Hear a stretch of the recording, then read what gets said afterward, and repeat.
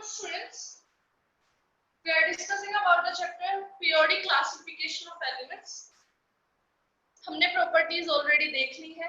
अब हम बात करते हैं वो प्रॉपर्टीज हमने पहले इसलिए देखी ताकि हमें पता चल जाए कि पीरियोडिक टेबल में क्या है, कैसे है, राइट. अब हम बात करेंगे कि पीरियोडिक टेबल कैसे बनी, किस बेस पर बनी और उसके फीचर्स क्या है, right. The question is what is modern periodic law. What is modern periodic law? Means जो हमारी मॉडर्न पीरियोडिक टेबल है, मतलब जिसे हम पढ़ते हैं, जो हमारी बुक्स में छपी हुई है, उसको बनाने का बेसिस क्या था. अब देखो, सारी जो हमने प्रॉपर्टीज पढ़ी, राइट, सब में एटॉमिक नंबर का रोल था या नहीं था. सब में एटॉमिक नंबर का रोल था या नहीं. ऑब्वियस सी बात है, एटॉमिक नंबर था तभी हम क्या देख पा रहे थे, उसके शेल नंबर देख पा रहे थे, बैलेंस इलेक्ट्रॉन्स देख पा रहे थे. अगर हमें एटॉमिक नंबर ना पता होता तो क्या हम उसकी इलेक्ट्रॉनिक कॉन्फ़िगरेशन लिख पाते? नहीं लिख पाते. तो क्या हम उसके ट्रेंड्स बता पाते, जैसे हमने पढ़ा एटॉमिक रेडियाई, आयोनिक रेडियाई, या सब कुछ. ठीक है.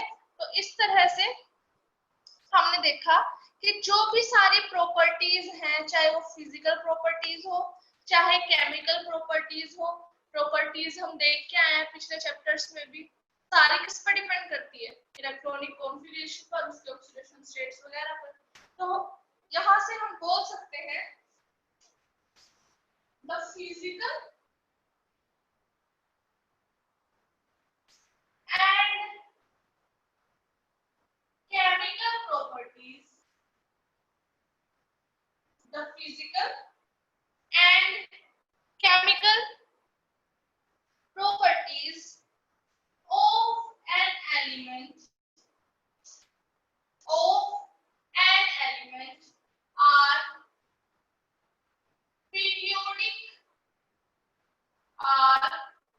periodic function of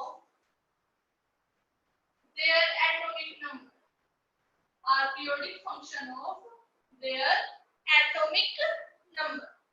Means जो हमारी मॉडर्न पीरियोडिक टेबल है उसका बेसिस है उसका एटॉमिक नंबर. एटॉमिक नंबर की वजह से ही जो भी चेंजेस है एलिमेंट में वो शो होते हैं. This is known as, it is known as modern periodic law. Modern periodic law. Next question है कि जो ये प्रॉपर्टीज हैं ये सारी रिपीट क्यों होती रहती है.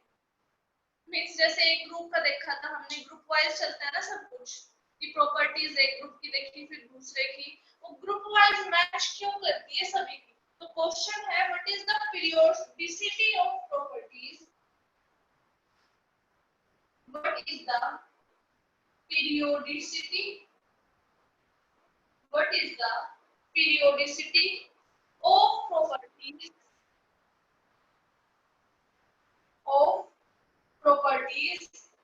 and its cause. periodicity बताओ, उसका cause बताओ. periodicity of properties का मतलब क्या है, जैसे ग्रुप 1 था हमारे पास, ली, ना, की, रूबी, आगे फर्दर. ग्रुप 2 था इसी तरह हमारे पास, बेटा, मामी, कार, गूगल, बाबा, नीचे. तो कहने का मतलब क्या है कि ऐसा क्या हुआ कि सिर्फ ग्रुप 1 के एलिमेंट्स की प्रॉपर्टीज मैच कर रही है. लिथियम की प्रॉपर्टी या सोडियम की प्रॉपर्टी इनसे मैच क्यों नहीं करती, आपस में ही क्यों कर रही है. सब कुछ देखा था आपने, ड्यू टू बैलेंस इलेक्ट्रॉन. सबके लास्ट में क्या था, 1 1 1. इसमें सबके लास्ट में क्या आया था, 2 2 2. तो ये सब कुछ हुआ था बैलेंस इलेक्ट्रॉन्स के नंबर की वजह से. तो हम लिख सकते हैं the repetition of properties. Periodicity का मतलब क्या है, एक पीरियड के बाद रिपीट होना. पीरियोडिसिटी का मतलब है एक पीरियड के बाद, एक टाइम के बाद सेम चीज की रिपीटेशन। ठीक है, the repetition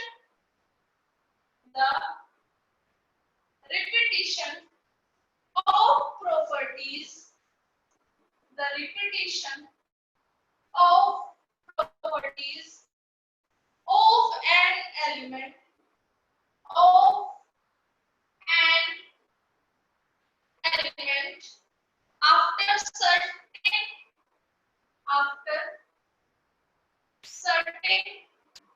regular interval of time, after certain regular interval of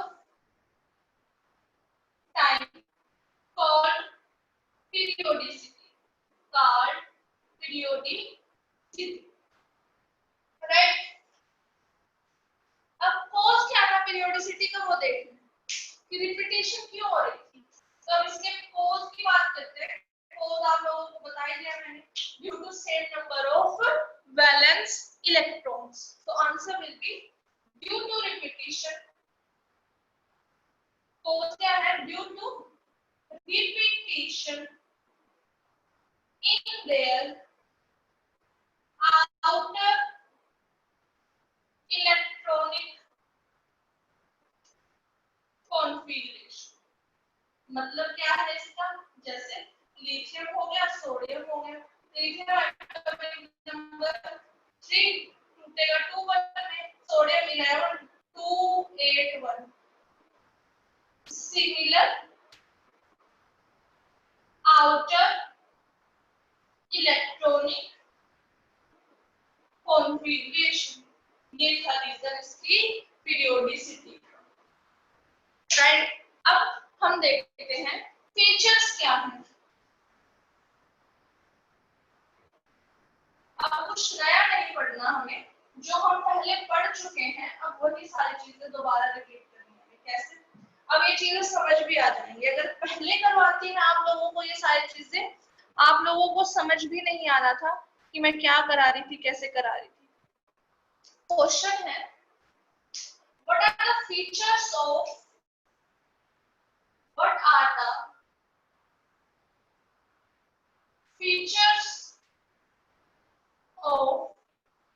modern periodic table।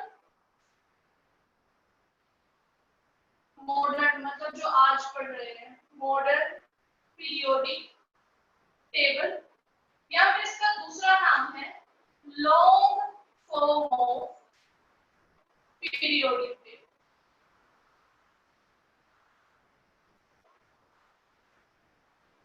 ठीक है, इसके फीचर्स देखने हैं। फीचर्स में अब हमें पता ही है, सबसे पहली बात कि जो एलिमेंट्स है वो किस बेसिस पर अरेंज है, इन इंक्रीजिंग एटॉमिक नंबर के बेसिस, एटॉमिक नंबर के बेसिस पर सारे अरेंज्ड हैं। तो सबसे पहले पॉइंट तो वही लिखेंगे हम कि एलिमेंट्स आर अरेंज्ड, कैसे अरेंज्ड है, are arranged on the basis of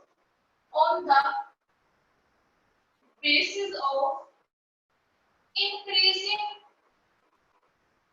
atomic number, right. दूसरा हमने देखा था जब हम वर्टिकली चलते हैं, मींस अप टू डाउन, हमने उनको नाम दिया था ग्रुप्स, और ग्रुप से हमारे पास 18, तो वही चीज लिखनी है हमें कि 18 vertical columns, 18 vertical columns are called group। सारी चीजें कर चुके हैं हम।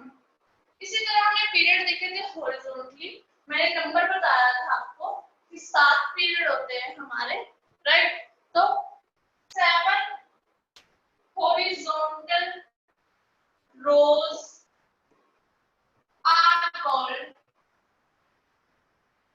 Period, right. इसके बाद हमने ग्रुप 1 पढ़ा था, जो जिसको हम बोलते हैं, याद कैसे किया था हमने, लीना की रूबी से फ्रेंडशिप, कैसे याद किया हुआ, लीना की रूबी से फ्रेंडशिप। उस ग्रुप का एक नाम होता है एल्कली मेटल्स। तो अगर कोई एल्कली मेटल्स के बारे में बात कर रहा है, समझ जाना वो ग्रुप 1 के एलिमेंट्स की बात कर रहा है। तो हम यहाँ पर लिख सकते हैं group 1 elements called group 1 elements are called alkali metal. Metal पता है क्यों कहते हैं? Because they can lose one electron easily, right. इसी तरह ग्रुप 2 का नाम भी होता है group 2 elements are called alkaline earth metal, are called alkaline earth metals।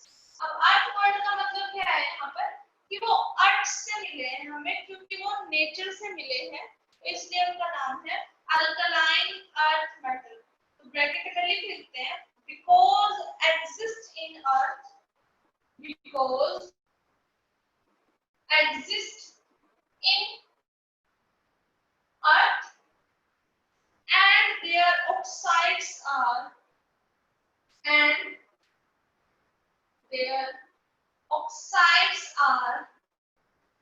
alkaline in it,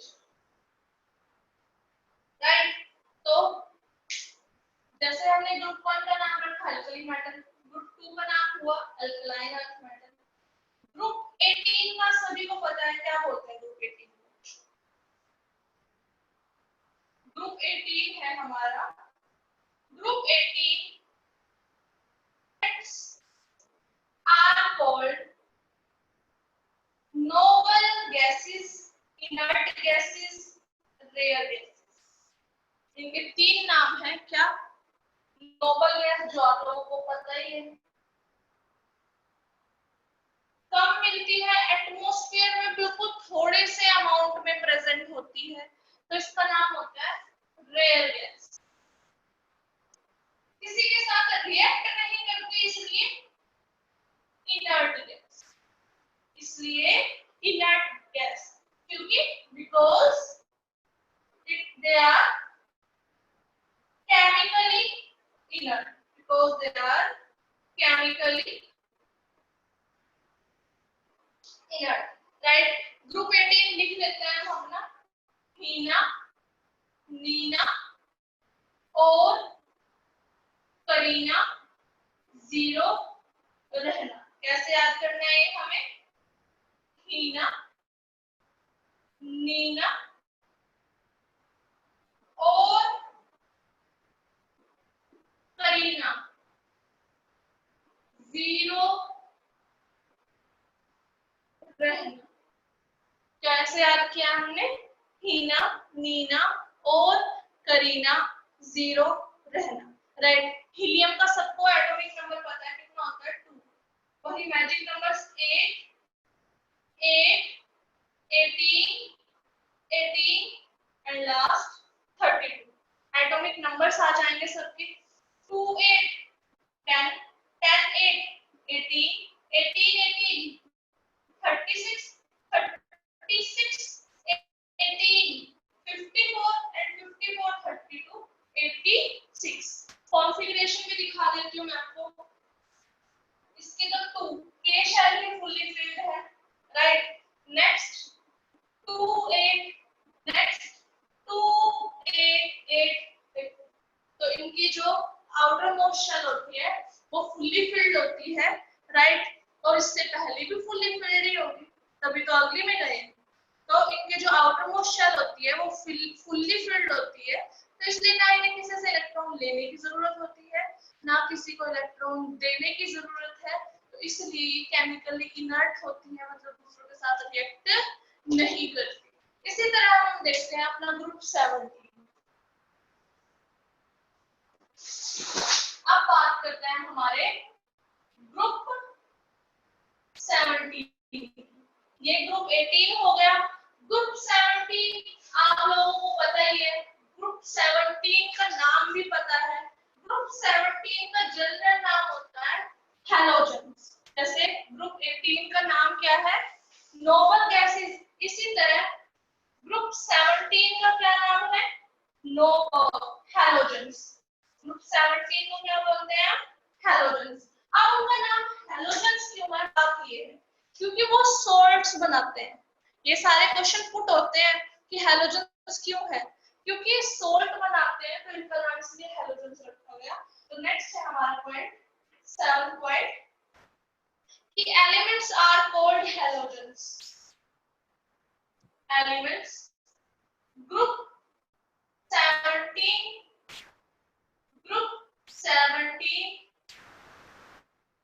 elements are called halogens. Are called halogens. ये क्या करते हैं? Produce salt with metal. Means जब ये metal के साथ react करते हैं तो ये salt produce करते हैं। क्या करते हैं ये? Salt produce करते हैं।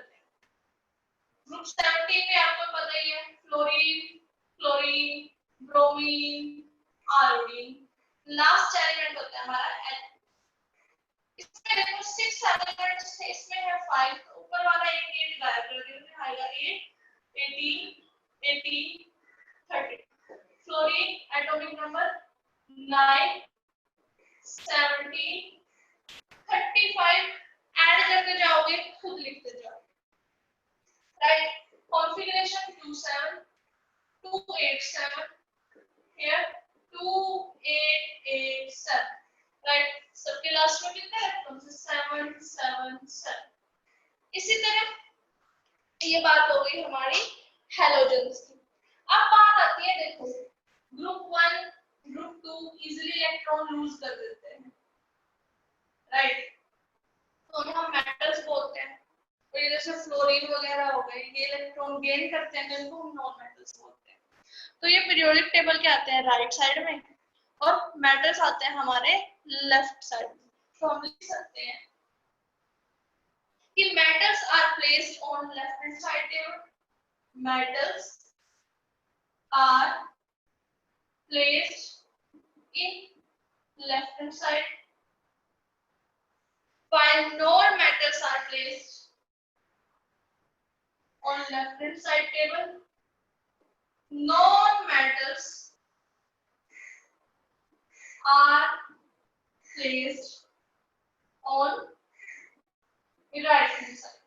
Right, जैसे lithium, beryllium, boron, carbon, nitrogen, oxygen, fluorine. ये लेफ्ट साइड हो गई, ये राइट साइड हो गई। एटॉमिक नंबर 3 टूटेगा 2 1 में, शो +1 चार्ज। एटॉमिक नंबर 9 टूटेगा 2 7 में, एक इलेक्ट्रॉन चाहिए तो शो -1 चार्ज। राइट, अब हमने जिन ग्रुप्स की बात कर ली, ये +1 तो मेटल और ये -1 तो नॉन मेटल। राइट, इसी तरह जो हमारे ग्रुप 1 हो गया, ग्रुप 2 हो गए और ग्रुप 13 से 18 हो गए, जो उनको हम बोलते हैं नॉर्मल एलिमेंट्स। लेकिन जो बीच में हमने 3 से 12 छोड़ दिया है उसको हम बोलते हैं ट्रांजिशन एलिमेंट्स। और ये ऐसा बोला क्यों जाता है? ये हम +1 +2 में पढ़ते हैं जाकर। ये हम कहाँ पढ़ेंगे? +1 एंड +2।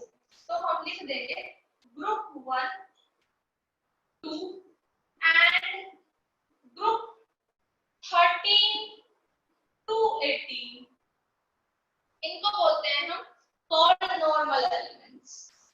कॉल्ड, इनके एलिमेंट्स को बोलते हैं हम नॉर्मल एलिमेंट्स। राइट, लेकिन जो हमारे पास ग्रुप 3 to 12 है, जो हमने यहाँ पर छोड़ दिया है, एंड ग्रुप 3 to 12 एलिमेंट्स, उनको कहते हैं हम कॉल्ड ट्रांजिशन एलिमेंट्स। क्या कहेंगे? Transition elements, transition elements. तो ये तो बात हो गई features of modern periodic table. हमने शायद कुछ भी चीज नई नहीं लिखी पूरे चैप्टर में, जो अब तक हमने किया था हमने यही चीजें डिस्कस की थी। अब बस क्या किया है, इन्हें पूरा एक क्वेश्चन की फॉर्म में हमने फीचर्स के रूप में एक्सप्लेन कर दिया है। ठीक है, अब हम बात करते हैं। अब मॉडर्न पीरियोडिक टेबल से पहले ना बहुत सारी पीरियोडिक टेबल्स आई, जैसे मेंडलीव्स नाम सुना हो तुम, ठीक है। तो सबसे पहले जो मॉडर्न पीरियोडिक टेबल दी गई, सॉरी, सबसे पहले जो हमारे एलिमेंट्स थे वो अरेंज किए थे किसने, डोवर्नियर ने। सबसे पहले जो हमारे एलिमेंट्स थे वो डोवर्नियर ने अरेंज किए थे। तो हम देखते हैं उसने कैसे अरेंज किए थे, और ऐसा क्या हुआ कि डोवर्नियर्स वाले तो चले ही नहीं। अब तो हम मॉडर्न पीरियोडिक टेबल पढ़ रहे हैं, तो उसकी लिमिटेशन भी देखेंगे। तो क्वेश्चन है, what is Dobereiner's triad?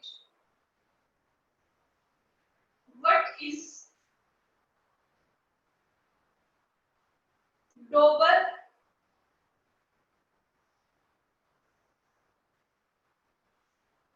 What is Dobereiner's triad? इसको ट्रायड के नाम से याद रखो। इसको कैसे याद रखना है हमें, ट्रायड के नाम से ही याद रखना है। ट्रायड से क्यों याद रखना है, ट्राई का मतलब सभी को पता है तीन। क्या होता है ट्राई का मतलब, तीन होता है, ठीक है। तो जो ये डोवर्नियर्स था इसने क्या किया था, तीन तीन एलिमेंट्स को अरेंज किया था। कैसे अरेंज किया था इसने, तीन एलिमेंट्स को अरेंज किया था इन अ ग्रुप। कैसे, जैसे ये हो गया यहाँ पर ली ना की, इसी तरह हो गया नाना पार्टिकल एस्टरिया इस नाइट्रोजन फास्फोरस आर्सेनिक, इसी तरह फ्लोरीन क्लोरीन ब्रोमीन। इसने तीन तीन एलिमेंट्स को अरेंज किया था। वो भी कैसे अरेंज किया था कि अगर इसका मास है A1, इसका मास है A2, तो जो मेरा सोडियम का मास आएगा वो आएगा A1 प्लस, अगर मैं इसको A3 लिख रही हूँ तो A3 की वैल्यू होती है A1 plus A2 divided by 2 is equal to A। तो इसने थ्री एलिमेंट्स को अरेंज किया था। क्या किया था इसने, थ्री एलिमेंट्स को अरेंज किया था।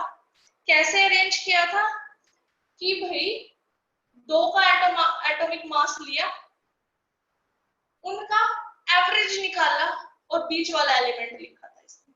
तो हमें लिख देना है डोवर्नियर्स ट्रायड का ये क्या था, ट्राई का मतलब तीन, ट्राई का मतलब क्या होता है, तीन। तो क्या लिखेंगे, elements were arranged in groups, elements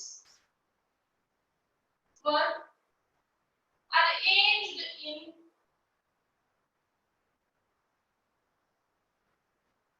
groups of three elements। Try का मतलब three, of three elements having similar property, having similar property, right. इसको हमने क्या कह दिया, डोवर्नियर ट्रेड्स, कॉल्ड डोवर्नियर्स ट्रायड। अब बात आती है इसका जो ट्रायड था ये चला क्यों नहीं। अब इसने ना ऐसे दो तीन ही ग्रुप्स दे दिए थे बस, उसके अलावा ये कुछ नहीं कर पाया था। तो ये तो सारे एलिमेंट्स को अरेंज तक नहीं कर पाया था, तो हम ऐसी चीज क्यों ही पढ़ेंगे जो हमें पूरी इंफॉर्मेशन नहीं देती। तो क्वेश्चन आ गया, what is the limitations of Dobereiner's triad? What is the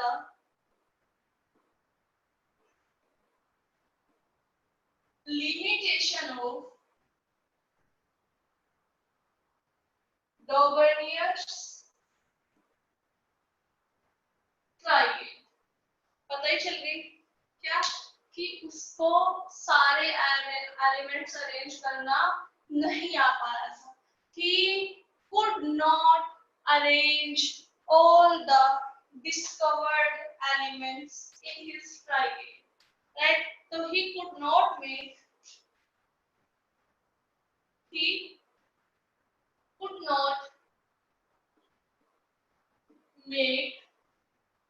क्या नहीं बना पाया था? He could not make out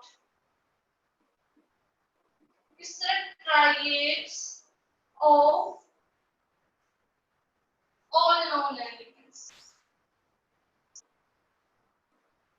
वो इस तरह के तीन एलिमेंट्स के अरेंजमेंट सभी एलिमेंट्स के लिए नहीं बना पा रहा था।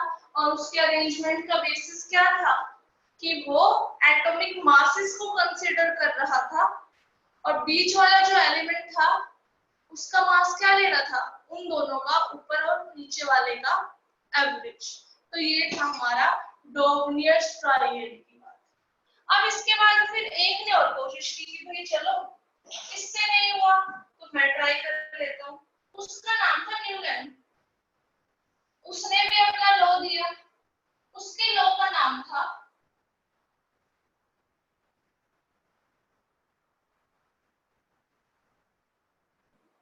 What is Newland law of octet. What is Newlands law of octet. जैसे हमने वहां पे याद किया ट्राइएड से 3। अब ऑक्टेट ऑक्टेट वर्ड सुन रहे हो आप लोग। ऑक्टेट का मतलब क्या होता है? 8। तो देखो यहाँ पर ऑक्ट वर्ड आ गया। कौन सा वर्ड आ गया? ऑक्ट का मतलब होता है 8। तो इसने क्या किया था? 8 एलिमेंट्स को अरेंज किया था। कैसे क्या किया था? हाँ जी, तो हम बात कर रहे थे इसने इस तरह अरेंज किया था कि जो फर्स्ट एंड 8th एलिमेंट था उनकी प्रॉपर्टीज मैच करनी थी। कैसे मैं बताती हूँ। जैसे ये था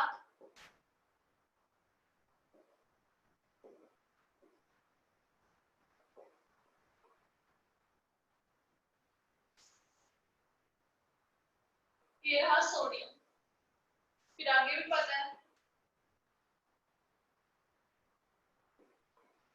यहाँ तक कंसीडर कर लेते हैं। देखो उसके according first and 8th element की प्रॉपर्टीज मैच कर दी थी। फर्स्ट एलिमेंट ये हो गया हमारा, second, third, fourth, fifth, sixth, seventh, 8th। अब ये फर्स्ट मान लो, first, second, third, fourth, fifth, sixth, seventh, 8th। इसके साथ इसके साथ। तो उसने क्या किया था, वो 8 एलिमेंट्स का लेके चल रहा था। और उसको कैसे अरेंज कर रहा था कि जो फर्स्ट एलिमेंट है और जो हमारा है 8th एलिमेंट, उनकी प्रॉपर्टीज वो मैच करा रहा था। ठीक है, तो लिख देते हैं यही चीज जो उसने की कि when elements are arranged in when elements are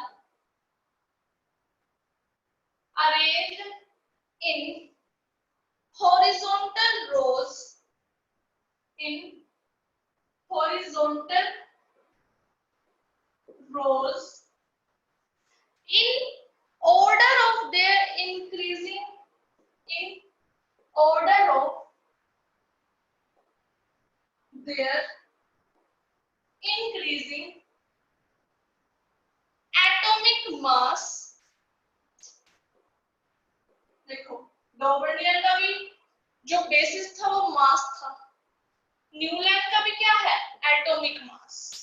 लेकिन जो हम मॉडर्न पीरियोडिक टेबल पढ़ रहे हैं वो किस बेस पर अरेंज है, एटॉमिक नंबर के बेस पर अरेंज है।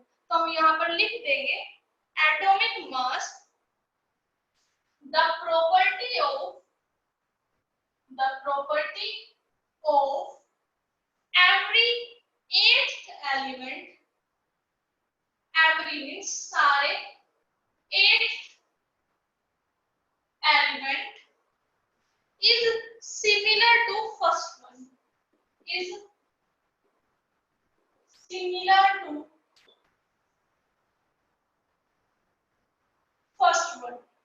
right? Called Newland's law. Okay, called Newland's law of, okay,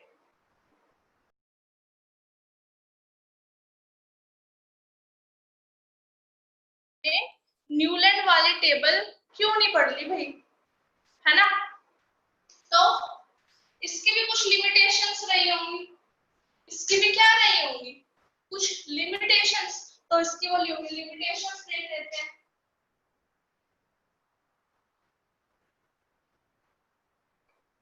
limitations क्या है इसकी? जो ये न्यूलैंड था ना, ये सिर्फ कैल्शियम तक, सिर्फ कैल्शियम तक, जिसका आप एटॉमिक नंबर 20 पढ़ते हो, सिर्फ वहां तक एलिमेंट्स को अरेंज कर पाया। उसके आगे ये एलिमेंट्स अरेंज ही नहीं कर पाया। उसके आगे क्या नहीं कर पाया? ये एलिमेंट्स को अरेंज ही नहीं कर पाया। तो फर्स्ट है, it was found that law of octave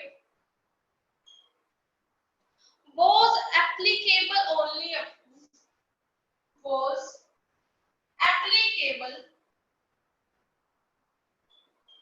only up to calcium. दूसरा, जब ये हमें पीरियोडिक टेबल दे रहे थे, उस टाइम सिर्फ 56 एलिमेंट्स थे डिस्कवर्ड, सिर्फ 56 एलिमेंट्स की बात होती थी। लेकिन शायद अगर मॉडर्न पीरियोडिक टेबल आप लोगों ने देखी है, थोड़ी बहुत सुना हो कि उसके अंदर है 118 एलिमेंट्स, मींस बाकी के डिस्कवर हुए होंगे, है ना? लेकिन न्यूलैंड जी ने बोला था कि भाई 56 एलिमेंट्स ही होंगे, उसके बाद तो डिस्कवरी नहीं होगी एलिमेंट्स की, मतलब और एलिमेंट्स तो एग्जिस्ट ही नहीं करते। ये बात भी गलत साबित हो गई इसकी, जब और एलिमेंट्स डिस्कवर हुए। तो सेकंड प्रॉपर्टी क्या होगी?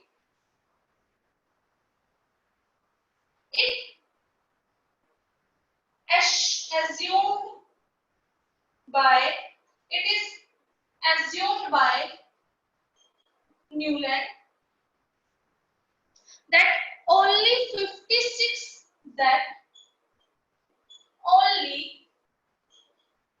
56 elements exists in nature. 56 elements exist in nature. जैसे 56 एलिमेंट ही नेचर में एग्जिस्ट करते हैं, and no other element discovered in future, and no other element discovered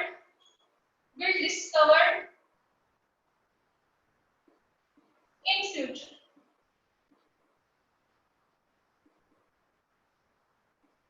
उसने तो यही बात बोल दी सीधा कि और एलिमेंट्स ही डिस्कवर नहीं होंगे। थर्ड है, हमने ही कहा कि वो सिर्फ कैल्शियम तक अरेंज कर पाया था, उसके बाद क्या किया उसने? डिसिमिलर एलिमेंट्स को अरेंज करने के चक्कर में डिसिमिलर एलिमेंट्स की प्रॉपर्टीज ही मैच नहीं कर रही, उसका खुद का लॉ ही नहीं एप्लीकेबल हो रहा, वो साथ साथ रख दिए थे। तो यहाँ पर आ जाएगा dissimilar elements put together, elements put together। तो ये हो गई हमारी न्यूलैंड की लिमिटेशन, न्यूलैंड का लॉ। इसी तरह हमने डॉबर्नियर्स की लॉ देख लिया था और डॉबर्नियर्स का ट्राइएड। मॉडर्न पीरियोडिक टेबल हमने पढ़ भी ली है, उसके फीचर्स भी देख लिए हैं, हम अपनी बुक में भी देखते हैं, उसकी प्रॉपर्टीज जो वेरी करते हैं वो देखते हैं। अब रह गया है मेंडलीव, वो हम नेक्स्ट क्लास में देखेंगे। आप लोग अपनी तरफ से उसको पढ़कर आना, right? So you can end the meeting now.